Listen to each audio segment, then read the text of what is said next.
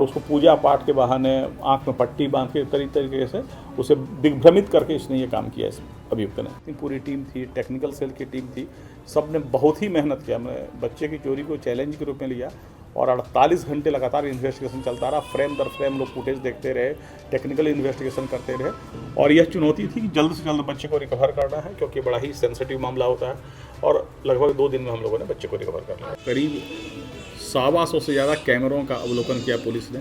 उसका कहना है कि उसे बच्चे की बहुत ज़्यादा चाहत थी, मतलब इस तरीके से मेंटली ऑब्सेस्ड थी कि उसने पहले ही अपने मोहल्ले में यह झूठी खबर फैलाई थी कि वो प्रेग्नेंट है, ताकि जब वो बच्चा चोरी करेगी तो कोई यह नहीं विश्वास करे कि भाई किसी चोरी का बच्चा है। ये 17 तारीख को सदर अस्पताल से एक बच्चे की चोरी हुई थी। बच्ची मात्र 3 दिन की नवजात शिशु थी और लेकिन सूचना तत्काल पुलिस को पीड़ित पर नहीं दिया और उन्होंने 18 तारीख को पुलिस को बताया कि इस बच्चे का अपहरण हो गया है।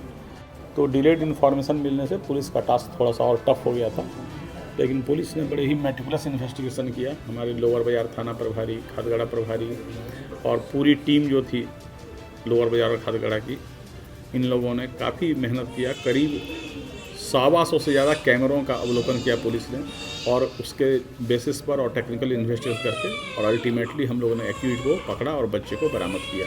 सर, हम अपने पास रखने के लिए ले गए थे। हाँ, बस अपना रखने के लिए ले गए थे। बस हमको बच्चा का बहुत भूख था, इसीलिए हम किए, पर आज से नहीं करेंगे। जो स्वीकारोक्ति बयान है इस महिला अभियुक्त का, उसका कहना है कि उसे बच्चे की बहुत ज़्यादा चाहत थी और बच्चे के लिए वो जो है वो मतलब इस तरीके से मेंटली ऑब्सेस्ड थी कि उसने पहले ही अपने मोहल्ले में यह झूठी खबर फैलाई थी कि वो प्रेग्नेंट है, ताकि जब वो बच्चा चोरी करेगी तो कोई यह नहीं विश्वास करे कि भाई किसी चोरी का बच्चा है।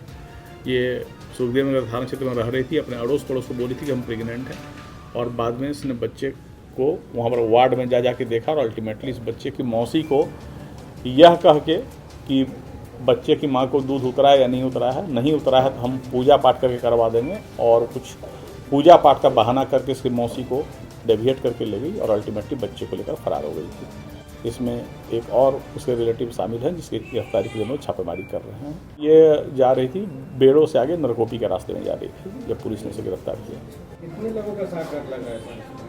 अभी कोई मतलब अभी तक कोई ऐसा एंगल नहीं आया है कि बच्चे को चोरी करके बेचना है, इसको खुद रखने की बात आई है और हम लोग अभी और इन्वेस्टिगेशन कर रहे हैं। अभी स्वीकारोक्ति बयान के आधार पर केवल ये बच्चे की चाहत से थी, लेकिन इसकी बात को अभी टोटली बिलीव नहीं किया जा सकता। हम लोग और इन्वेस्टिगेशन कर रहे हैं, अगर कोई नई बात आएगी तो हमें पता चल सकता है। सर, बच्चे की मौसी को लेकर भी कुछ बातें आ रही थी सामने? नहीं, बच्चे की मौसी, हाँ, शुरू में हम लोग का भी संदेह था, क्योंकि जिस तरीके से बच्चे को लेकर वो निकल रही थी पीसफुली, हमें भी संदेह था कि कहीं वो इस ट्रेड में शामिल तो नहीं थी। और अल्टीमेटली जो इन्वेस्टिगेशन अभी तक आया उसमें लग रहा है कि मौसी इनोसेंट थी और इसने यह कह के कि बच्चे की माँ को दूध नहीं उतरा है, हम उसका उपाय कर देंगे, और उसको पूजा पाठ के बहाने आंख में पट्टी बांध के तरीके से उसे दिग्भ्रमित करके इसने ये काम किया इस अभियुक्त ने। तो जो अभियुक्त पकड़ी गई है उसे गिरफ्तार कर जेल भेजा जा रहा है। मतलब इसका यह कहना था कि आंख में पट्टी बांध के तुम आगे आगे चलो, बच्चे को गोद में हम लिए हुए, तुम पीछे पीछे चलो, और पूजा पाठ में तुम थोड़ा व्यवधान नहीं करना, नहीं तो फिर गड़बड़ा जाएगा मैटर।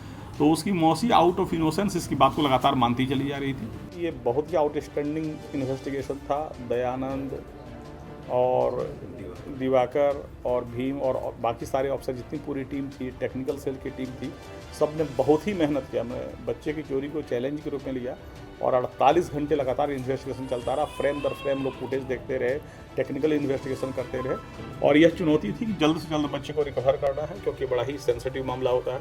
और लगभग 2 दिन में हम लोगों ने बच्चे को रिकवर कर। सुरक्षा की वाली बात थी, क्योंकि हॉस्पिटल में लोगों का आना जाना लगा रहता है, तो हर आदमी को फ्रिस्क करके वहाँ पर वो कोई RFID सिस्टम नहीं कर सकते। कहीं कहीं बच्चे के माँ बाप थोड़े या तो नेग्लिजेंट होते हैं या बिल्कुल भोले होते हैं, जहाँ पर ये लोग ट्राई करते हैं। ये सिक्योरिटी का इशू नहीं है, ये आदमी को भरमा कर, वो तो साथ में उसकी मौसी जा रही है, तो कोई भी सिक्योरिटी मैन मौसी को बच्चा लाने से नहीं रोक सकता है। तो ये सिक्योरिटी का इशू नहीं है। सर लोग को तो धन्यवाद देना चाहते हैं। सर ही लोग हम लोग को बच्चा ला के दिए, हम लोग उसमें बच्चा में बहुत देखे तो खुश हो गए। N4 News Bharat।